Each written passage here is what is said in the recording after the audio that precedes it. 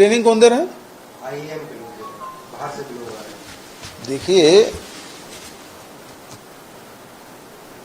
जो सरकार के कार्य है ना, उसके आईआईएम के बच्चे या प्रोफेसर, उसके स्टूडेंट हैं, वो अध्ययन करते हैं।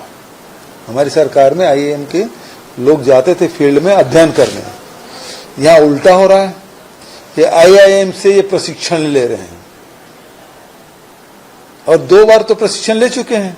अब 2 बार के प्रशिक्षण में क्या आया कि नकटी गांव को कैसे उजाड़ना है, ये सीख क्या है आईआईएम से। लोगों को कैसे उजाड़ना है। अब क्या तूता को उजाड़ने की ट्रेनिंग लेने गए हैं? वहां भी सुनो नोटिस होगी। तो इनको ऐसा है कि उल्टे घड़े में पानी डालने से पानी भरता नहीं है। जो इसमें योग्य लोग हैं उसको बाहर बिठा कर रखे हैं लोग, जो अनुभवी लोग हैं उसको बाहर कर दिए हैं। चाहे वो अजय चंद्राकर हो, चाहे अमर अग्रवाल हो, चाहे वो धर्मलाल कौशिक हो, चाहे ब्रिजमोहन हो, चाहे राजेश हो, ये सब जो अनुभवी लोग हैं उसको बाहर कर दिया गया है। और अनुभवहीन और इनके ये विवेकहीन लोग हैं। यदि इनमें विवेक होता तो ये नकटी गांव को उजाड़ते नहीं, विवेकपूर्ण काम करते। पहले उनको मुआवजा देते, उनके व्यवस्थापन की व्यवस्था करते रहने के, अब तक उनको हटाते। लेकिन ये गए और रात में बुलडोजर चलाए भाई। तो उल्टा घड़ा में कितना भी पानी डालो उसमें कुछ फर्क नहीं पड़ता। आईआईएम में और किसी भी से भी ये प्रशिक्षण ले, इनको कोई असर नहीं पड़े। 2 बार प्रशिक्षण ले चुके हैं। किसमें सुधार हुआ बताओ? स्कूल एजुकेशन में सुधार हुआ कि कॉलेज एजुकेशन में हुआ कि मेडिकल एजुकेशन में हुआ कि वन प्रबंधन में हुआ है कि पुलिस विभाग में हुआ है कि नगरीय प्रशासन में? ये 2 बार जो प्रशिक्षण लेकर आए हैं उसमें क्या उसका फायदा दिखा मुझे बता दे। ये छुट्टी मना रहे हैं और विष्णुदेव बुलाने से कोई आते नहीं, तो इसी बहाने कम से कम एक जगह इकट्ठा है। अभी पता चला कि इसमें एक मंत्री नहीं है। चलो और कोई? सर, कांग्रेस एमपी जयराम रमेश का एक बयान है जिसमें वो कह रहे हैं कि राम के नाम से वोट लिया और राम के नाम को बदनाम कर रहे हैं। ऐसी ही और वो डोनेशन चोरी की बात केदारनाथ और बद्रीनाथ से भी आ रही है, ऐसा उन्होंने शंका जाहिर की। देखिए,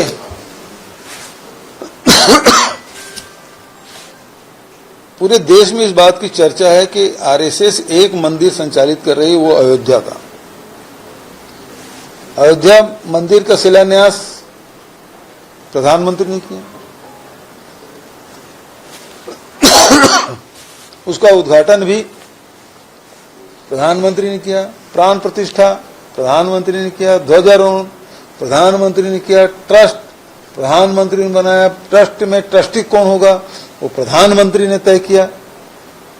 तो सब कुछ प्रधानमंत्री किया। और जब चोरी हुई, डकैती हुई, लूट हुआ, तो उसकी जिम्मेदारी भी प्रधानमंत्री की है। ठीक है जी।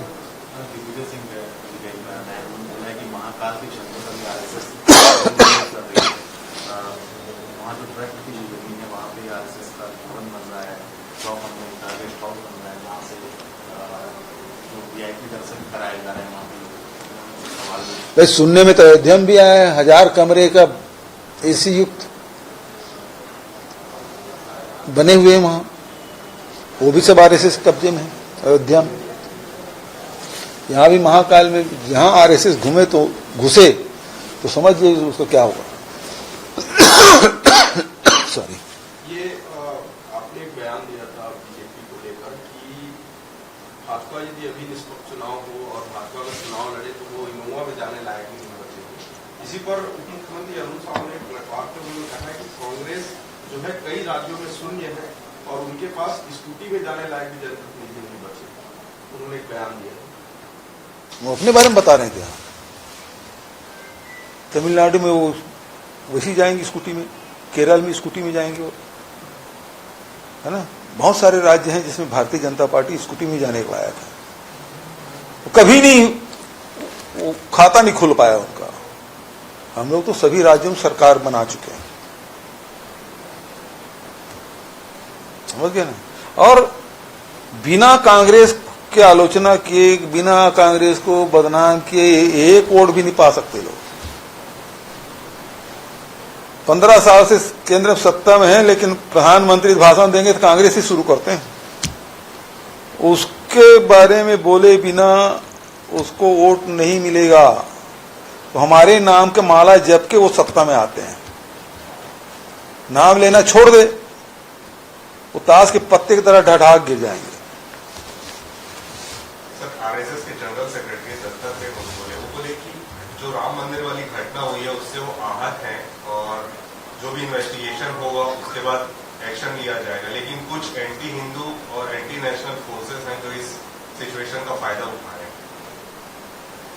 तो हमने कहा था उसको कि मंदिर जमीन का बंदर मत करो, हमने कहा था कि वहां डकैती डालो, हमने कहा था कि वहां चढ़ावा में चोरी करो।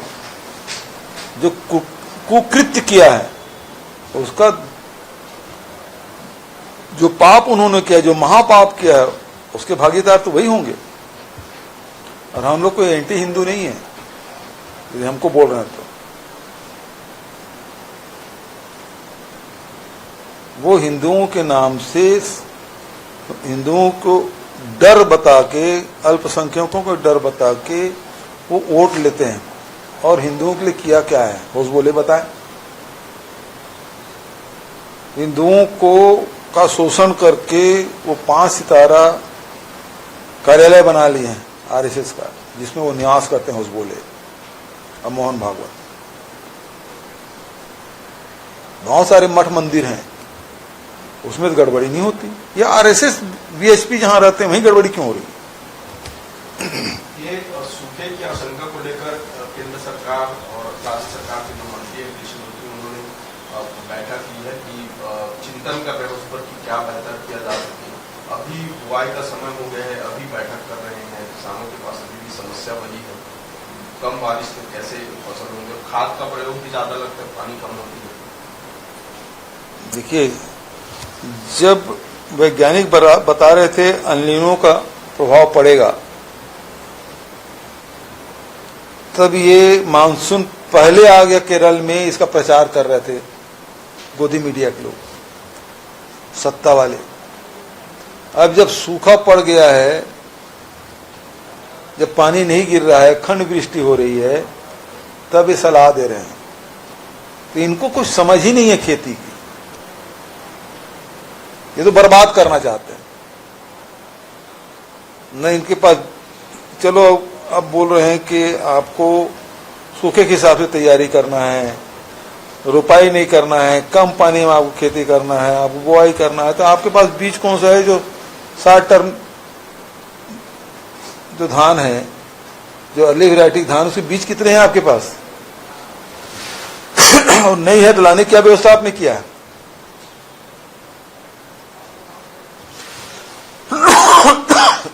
सॉरी, बहुत खांसी।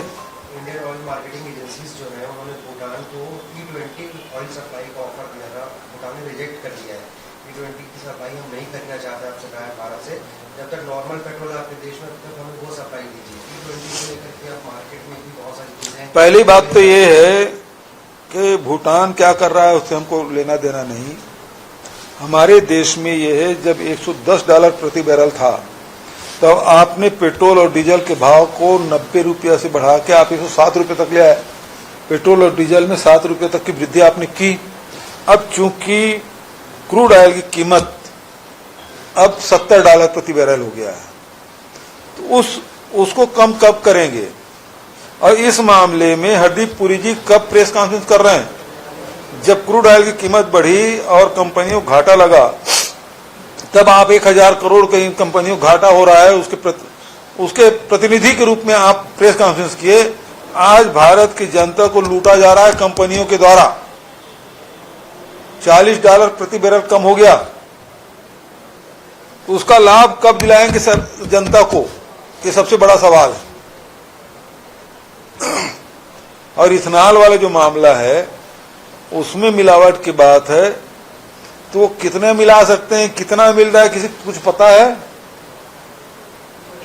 कोई पता नहीं। ये नकदी गांव को लेकर बीजेपी प्रदेश कार्यालय में प्रेस वार्ता चल रही है और उस पर ये आरोप लगाया गया है कांग्रेस पर कि नकदी से लोगों को बेघर करने का स्कीम कांग्रेस ने लिया।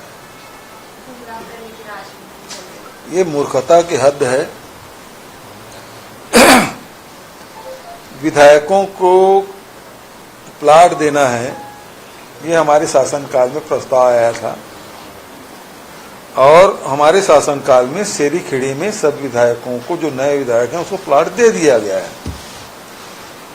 तो जब वहां बढ़ चुका है तो यह देने के बाद कहां से आ गई? ये तो अब जो नए विधायकों को देना है तो शेरी खेड़ी चुने हैं, तो ये सरकार ने तय किया ना। हमारी सरकार अभी नए अभी विधानसभा विधायक उसको देने का प्रस्ताव कैसे कर सकती है? हमने तो दे दिया, शेरी खेड़ी में मिल गया।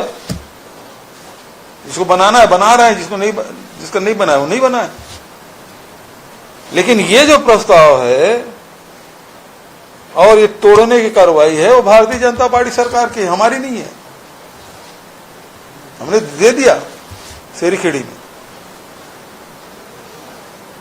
और ये मकान तोड़ने की जब बात आई, क्योंकि अधिकारी लोग 2-3 प्रस्ताव लेकर आए थे, तो हम चूंकि यहां पहले से काबिज हैं लोग, हमने कहा गरीबों को मकान नहीं तोड़ना है और इसलिए सारे आवंटन है उस शेरी खेड़ी में किया गया।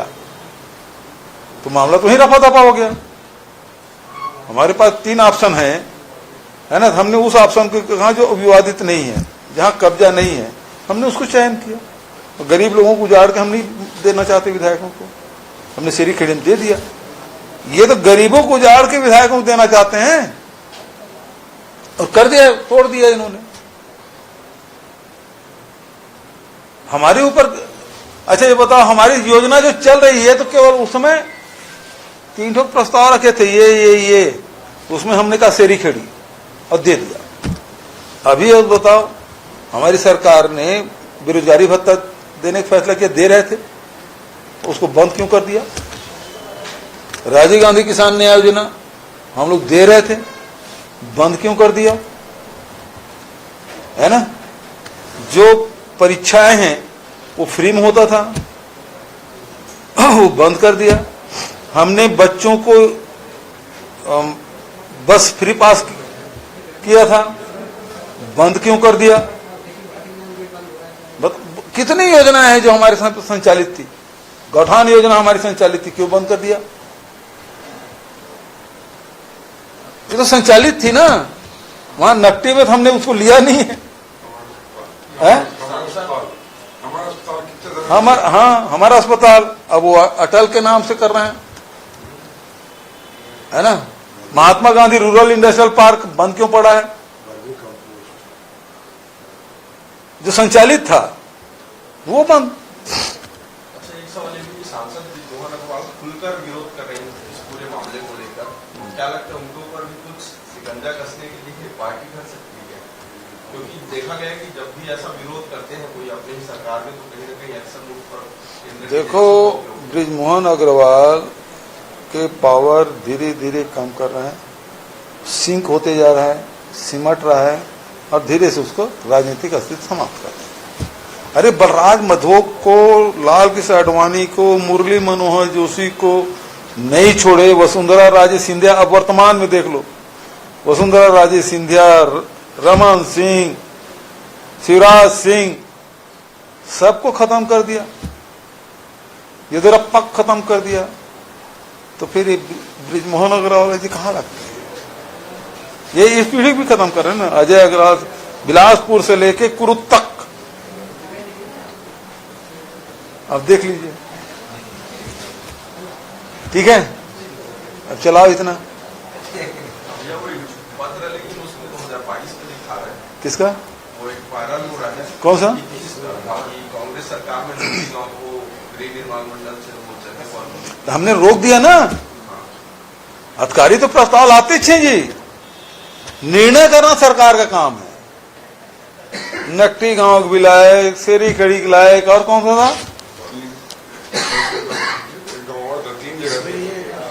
3 गांव को देना था रायपुर में। आपने सीधा बस्ती की बात आई तो आपने बस्ती का तो चैन पे सर करना, तो कितना झूठ बोलेंगे? अंतिम निर्णय नहीं हुआ है। हाँ, बैठे बैठे बोल रहे हैं वो नकटी हुए। आपके राज्य की खबरें, आपके शहर की खबरें सबसे पहले जानने के लिए देखते रहें अमर उजाला। चैनल को सब्सक्राइब जरूर कर लें और पाएं हर अपडेट।